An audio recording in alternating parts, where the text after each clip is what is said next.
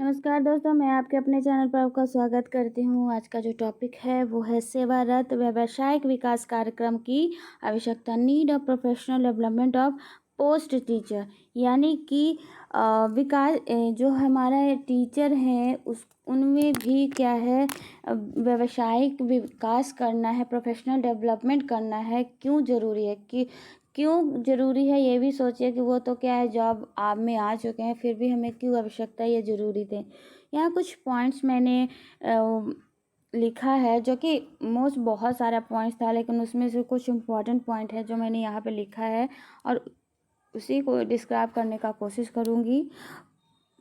पहला पॉइंट है आपका, नए ज्ञान से अवगत हो सके। यानी कि क्या है, आप फिजिकल या बायोलॉजिकल टीचर हैं, आपको क्या पढ़ाना है, साइंस में हमेशा क्या होता है, चेंज होता है, हमेशा नया नया चीज़ आते रहता है, मतलब डेवलपमेंट होते रहता है। और उसी चीज़ को क्या है, नए यानी वो नया ज्ञान होगा।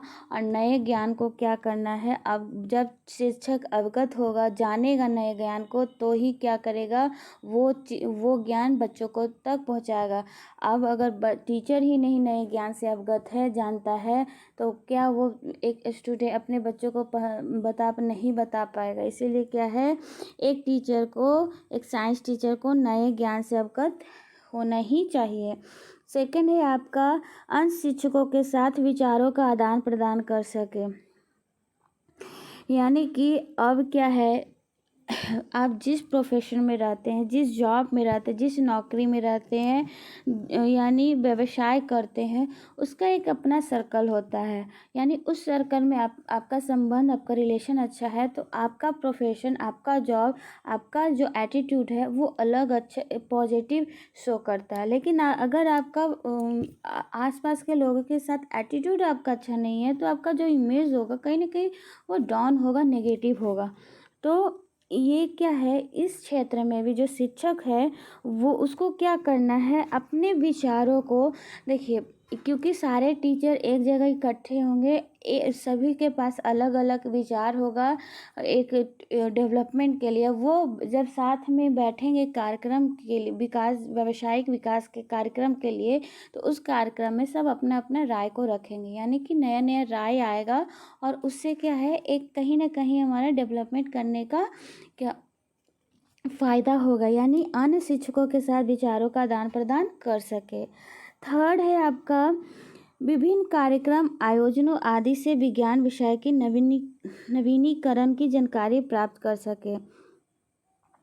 यानी कि टीचर को हमेशा क्या करना है, विभिन्न विभिन्न जो कार्यक्रम होते हैं, जैसे सेमिनार वगैरह, वर्कशॉप हो गया, ये सब से जो एक टीचर को अटेंड करना है, और उससे जो निकल कर ज्ञान आता है वो उसको अपने आप में अनुभव के में तब्दील करना, यानी बदलना है।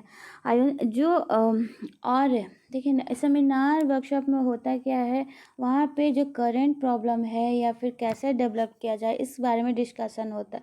आप जब बैठोगे तो उसको सुनोगे, तो उससे आपको पता चलेगा कि हो क्या रहा है। तो ये क्या करना है, कार्यक्रम जैसे विषय का नवीनीकरण का ज्ञान प्राप्त एक टीचर को करना है। अगला है, सेमिनार वर्कशॉप से ज्ञान की को वृद्धि, जिम्मेदारी, नैतिकता आदि का विकास, मूल्यांकन। यानी कि सेमिनार एक टीचर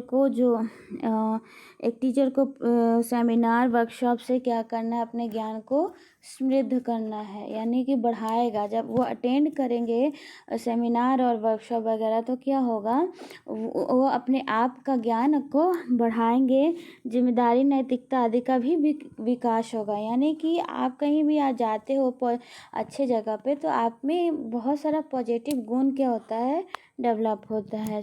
तथा मूल्यांकन भी करना है। एक टीचर में मूल्यांकन का गुण होना बहुत ज़रूरी है। ये ऐसा गुण है जो एक टीचर में होना ही चाहिए। अगला है देश विदेश में विज्ञान में विभिन्न पाठ्यक्रम गतिविधियों का उपलब्धि का जानकारी। यानी कि देश विदेश में जितने भी कार्यक्रम हो रहे हैं उसके बारे में भी एक टीचर को जानना ज़रूरी है। ऐसा नहीं आप इंडिया के टीचर हो तो आपको कोई मतलब ही नहीं है कि क्या है नासा क्या कर रहा है या फिर अन्य देश क्या कर रहे हैं शिक्षण एक को बढ़ाने के लिए। अगर आपको नहीं जानेंगे तो आप ये क्या है कहीं ना कहीं आपका बच्चा क्या होगा पीछे रह जाएगा। लेकिन वही सब आप बातें जो बाहरी है वो जो यूज़फुल है बच्चे को बताएंगे तो वो अपने ज्ञान को बढ़ाएगा, अपना डेवलप करेगा। उनको ज़रूरत है क्यों? क्योंकि वो आगे जाकर वही भविष्य बनेंगे, उनको वो फेस करना है और वो फेस करवाना ज्ञान देना एक टीचर का अपना धर्म होता है, कर्म होता है। और आपको क्या करना है, आपको जितने भी बदलाव हो रहे हैं देश विदेश में, चाहे देश का हो विदेश का हो, सारा क्या होगा पाठ्यक्रम में क्या चेंजेज आए हैं या फिर क्या नया आया है विज्ञान में, उसके बारे में जानकारी लेकर अपने बच्चों तक पहुंचाना है। आपका 6 पॉइंट है नई तकनीकों उपकरणों से बेहतर बनाने की विधि अपना सके। यानी कि एक टीचर को ऐसा होना चाहिए जो क्या है नया जो टेक्निक होगा या विधि होगा उससे नया मेथड टेक्निक वगैरह उसका भी यूज आना चाहिए। अब ऐसा टीचर हो जो बिल्कुल नहीं जानता है, लेकिन आज का युग हम लोग क्या कहते हैं कंप्यूटर का एज है और एक टीचर कंप्यूटर का एक भी ज्ञान नहीं रखता है, कुछ पिछला ही ज्ञान रखता है तो वो समय के अनुसार चेंज नहीं हुआ है, वो सफल शिक्षक नहीं बन सकता है। इसीलिए उसको क्या है नया जो टेक्निक न्यू जो आ रहा है उसमें क्या करना, उसको भी उसके बारे में ज्ञान होना चाहिए। और जो नया नया इंस्ट्रूमेंट आया हो उसका भी उपकरण जो आया उसका भी यूज़ उसको आना चाहिए। 7th है कार्यालय के दौरान या जुड़ी हुई समस्याओं को समझने व समाधान करने का क्षमता का विकास।